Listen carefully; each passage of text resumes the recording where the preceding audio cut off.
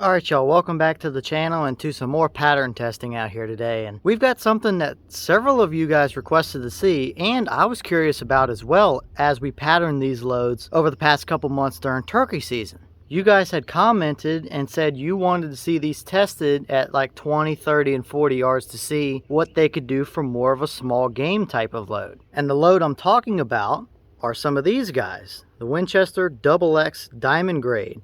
They're 410, 3-inch, 1100 feet per second, 3/4 ounce of 7.5 shot. Now, as you can see right here on the back, these are designed for a turkey load out to 30 yards as far as an ethical range goes. But you guys wanted to see about a small game load out of these since they are that little bit harder lead. So a lot of us were curious, what about using these loads as potentially a little bit better small game load or maybe a dove load?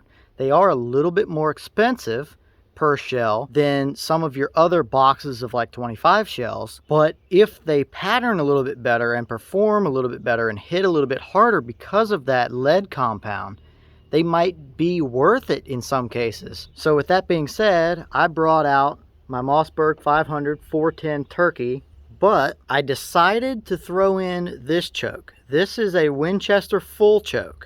If you've watched the turkey patterning series, you would have seen this choke a few times, but it's a 391 constriction that has done surprisingly well for turkey patterning. And as far as testing some other stuff, it's given us some pretty decently even looking patterns. And on top of that, I figured if somebody was going to be using these loads as a small game load or a dove load, chances are they have either a fixed choke barrel in a modified or a full, or they have a gun like mine and just don't really want to use a turkey choke for their small game stuff because it might be too tight at those closer ranges. So I decided, at least to start off with, we would go with the full choke here.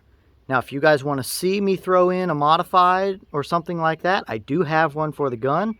So you can let me know if that's something you would like to see as well, depending on how these perform. But either way, if you're new to this, what we do is we have a chronograph set up over here. As we shoot our 3 shots down range, I'm going to run them through the chronograph and have you guys watch the velocity, since there's really not a whole lot you're going to be able to see on the paper. But we'll shoot them, we'll get our velocities, and we'll get our average velocity and see how close the 1100 feet per second box number is to what we see. And then I'll go down and draw a 10-inch and a 30-inch circle, and in the case of the 20-yard pattern, we'll draw a 20-inch circle. But we'll draw our circles, I'll mark all of our pellets, I'll count them up, and I'll bring you guys in and we can see all of our pellet counts and our pattern density inside of those circles at those different ranges. So let's move over here and get set up on the chronograph. We'll shoot our 3 shots, I'll mark everything, and then we can go down and take a look at how they did.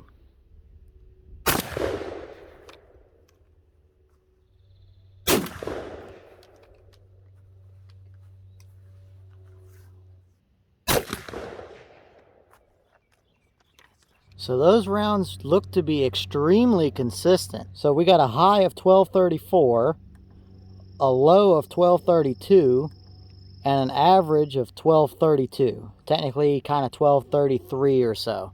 So 1233 feet per second, that's 133 feet per second faster than the 1100 printed on the box. But they're definitely loaded very, very consistently, it would seem. So let's go take a look and see what they did on the targets. Alright, so this is our 20-yard pattern here, and as you can see, it is pretty even across the board here. You definitely don't have near the pellet count of something like a 12 gauge for sure. But either way, in our center 10-inch circle here, there's 110 pellets, and as we back up into our 20-inch circle, since this is only 20 yards, and if I drew a 30-inch circle, everything would be inside of it. But in our 20-inch larger circle, we have 105 pellets. Now, there's really not a whole lot special to say here. That'll absolutely take about any small game you could ever want to take with it, for sure. But overall, not too bad of a start for 20 yards. Now, as we look at our 30-yard target here, we were definitely a little bit to the right, so I did draw our circles to the right. But as you can see, it definitely started to open up quite a bit. But with that being said, in our center 10-inch circle here, there's still 57 pellets in there and spread out pretty evenly too.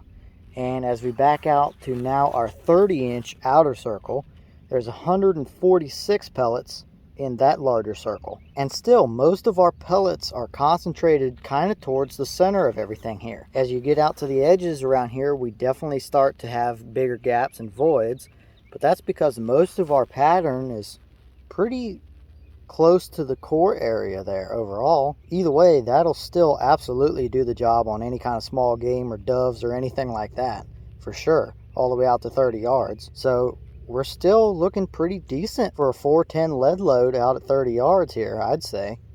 All right, now as we look at our 40-yard target, we can clearly see that we have made a significant jump from our 20 and 30-yard patterns here. We definitely opened up quite a bit, and on top of opening up, we definitely start to see some larger voids sneak in. But in our center 10-inch circle here, there's 30 pellets, but there are some pretty noticeable voids in there. I don't think something like a squirrel or maybe a dove could scoot through there just yet, but you're starting to really push your luck here. And as we back up to our 30-inch circle here, there's 103 pellets in that circle. But as we can clearly see, there's definitely some larger void areas around this circle here where something could absolutely sneak through that pattern. But that's pretty much to be expected for a 410 lead load like that. But in comparison to a cheaper, like bulk box type lead 7.5 shot, I think these might be a little bit better shell for you. And as far as our wad goes here, this is what they look like. And this is pretty typical from what we've seen out of these wads. They're just a little bit more of closer to a target style wad, but they typically have these petals that do break off like this. There are some small pinholes through it, but nothing major, but definitely leaning a little bit more towards a target style wad. However, they are full length like a turkey wad normally is in other loads. So nothing really super special to see here, but either way, I definitely think it's about average as far as wads goes for these shells. Alright, well, what did y'all think about these? Are they something that you might be interested in using for a small game load versus some of your other cheaper bulk box ammo?